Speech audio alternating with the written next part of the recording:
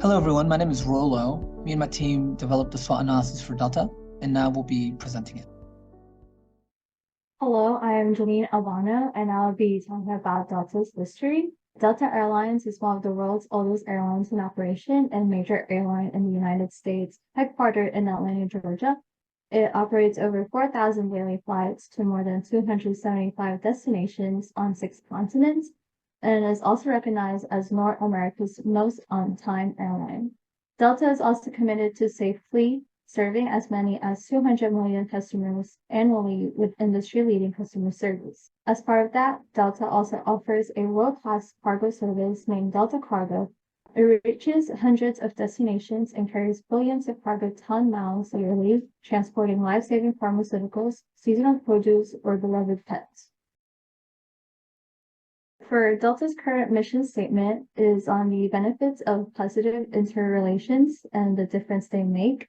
In addition, the statement relates to its services geared towards helping people meet their business and travel needs and extending its service to other programs that impact the wellness of communities. While Delta's current mission statement relates to customers, sustainability, and diversity, we found it to be unnecessarily wordy. Therefore, we recommended these changes to Delta's mission statement. In our revised mission statement, the primary goal was to reduce the wording in their original mission statement. Furthermore, their original didn't clearly outline the requirements we discussed in class: the geographic coverage, their products and services, and the customers they serve. So we took the original mission and filtered it through the guidelines we discussed in class. In addition, we wanted to emphasize Delta's new established and innovative projects, such as the Reduce Zero Net Emissions, the purpose of connecting to the world, and cultivating relationships with customers and employees. And lastly, an organization that seeks diversity, pursues equity, and consciously promotes inclusion. So these revisions to Delta Airlines' mission statement clearly articulate sustainability, diversity, and community on the company's mission and goals. Hi, my name is Tasia Diaz, and I'm going to be talking about the financial health of Delta. In 2019, you can see a total operating revenue of 47 billion, long-term debt of 8 billion, and net income of 4.7 billion. In the next year, 2020, it was when COVID-19 was introduced, obviously. We see a sharp decline in total operating revenue by 30 billion, which puts it at 17 billion, and net income negative 12.3 billion, and long-term debt at 26.5 billion. This long-term debt increase is because of COVID. They had to borrow more money in order to sustain the company. In 2021, we can see an increase in total operating revenue with 29 billion. Net income is slowly increasing into the millions, into 280 million. And long-term debt is decreased by 23 billion. And this past year in 2022, total operating revenue is slowly creeping up to 50 billion. And net income is now up into the billions with 1.3 billion. Long-term debt is decreasing, which puts it at 19.3 billion as well. And for this graph, you can also see the trends in the total operating revenue, the net income, and the long-term debt for the 4 years. As for Delta and their top 3 competitors in 2022, we can see that they are compared to American Airlines, Southwest Airlines, and United Airlines. Delta Airlines actually has the highest net profit in the industry, putting them at $1.3 billion, and the other 3 competitors are just in the millions. Delta Airlines has the 3rd largest market share in the industry at 16.3%. American Airlines has the highest with 19.5%. Southwest has 17.4, United has 12.9. When we're looking at the total revenue and total liabilities for Delta, we see that total liabilities is larger than total revenue, 65 billion larger than 50 billion, so about 15 billion more. But when we're comparing it with the other 3 competitors, we see that their total liabilities are actually more than their total revenue all across the board. So it's not necessarily something Delta is doing wrong, is not a big concern for them right now.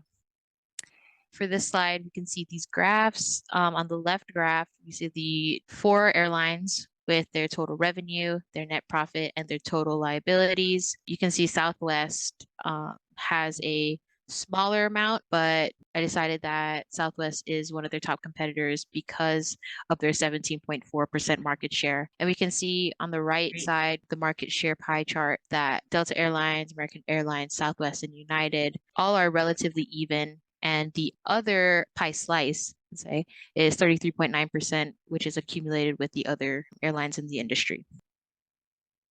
Hello, my name is Valeria Castro, and I'm going to be talking about the strengths and weaknesses from Delta's SWOT analysis. Most of Delta Airlines' strengths are related to customer service, customer loyalty, and wide-ranging routes. The company has demonstrated its recognition, which outstands higher than other companies in the US and around the world. Customers of the airline industry traveling with Delta get the opportunity to feel safe and secure with an exceptional and personalized experience while traveling to any international and national place. The weaknesses, even though Delta has developed several technology tools, some of the company weaknesses are related to technological aspects. The company needs to adopt more information systems and technologies to prevent data from passengers and employees from cyber attacks from external organizations. They need to involve many other technological tools, such as facial recognitions and radio frequency identification. The second part of the SWOT analysis specifically addresses external opportunities and threats that Delta might encounter. When it comes to opportunities, we recognize high barriers to entry and exit as an opportunity because of strict government regulation that makes it difficult for new entrants to join the industry. Moreover, the government also plays an active role in the exit of airlines in this industry. So it encourages or it forces airlines to compete fiercely until they are completely out. A second opportunity that we can identify for Delta is the use of new technologies in the AI to increase their operating efficiencies and reduce costs. Lastly, one of the opportunities that we identified for Delta was the use of social media to develop a stronger brand loyalty beyond the US. We know that Delta is able to maintain strong brand loyalty inside the United States. So we believe that through the use of social media, they are able to increase their brand awareness globally. When it comes to threats, we find that although there are high barriers to entry, it is not impossible for airlines to enter the industry. One of these entries could come from low-cost airlines, and it could result in Delta losing market share because of price-sensitive customers. Another threat that we identified were geopolitical risks and the rising fuel prices. And what this means is that if there were to be a sudden war, for example, like the one in Ukraine, Delta could incur heavy costs for having to cancel flights or to reroute. Furthermore, increased government regulation, for example, we saw this with COVID, could lead to higher costs because they have to comply to new regulations. And lastly, another threat is the competitive market.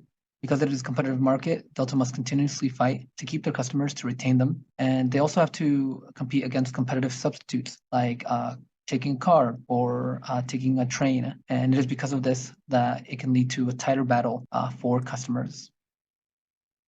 So as for the SWOT matrix for Delta, we see that one of their strengths is capitalizing on its brand value and retaining a leading role in the industry. They do this by devoting most of their attention to their business class customers.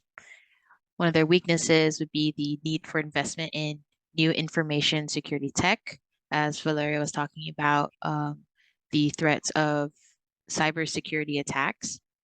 An opportunity would be the potential use of new technologies like AI. An example of this is their new the new AI that they introduced a couple years back. It's called parallel reality, and they use AI to give customers the information they need for their flights instead of having to speak to an employee physically. One of their threats is geopolitical risks and rising fuel prices. Because of sudden wars like Rollo was talking about, it'll affect the overall net profit of the company in the long run. So now we've been successfully able to identify our complete SWOT matrix, but now it's important to know what to do next. In class, we learned about strategic priorities and how to order these from most to least important. The first being to correct weaknesses related to the industry's key success factors. For Delta, this means addressing safety issues for their A220 fleet. This is imperative because providing safe flights in the airline industry is a must. Not being able to do this means Delta will not be able to compete. The second strategic priority is to grow by matching their strengths with their opportunities. Previously, we identified one of their strengths as customer service and one of their opportunities to grow into global markets using their social media. So if they're able to use their customer service skills to build brand awareness, they are able to enter new global markets. The last strategic priority is to buffer against important threats. Because of current geopolitical risks like the Ukraine war, it is important that Delta addresses them so that they are able to maintain operating costs low. By doing this, they are able to increase their profit margins, but also pass on their savings to customers so that they are able to maintain a competitive edge. By following these strategic priorities, Delta is able to move forward with their strategic planning. This concludes our presentation. We hope you learned a lot, and thank you for flying with Delta.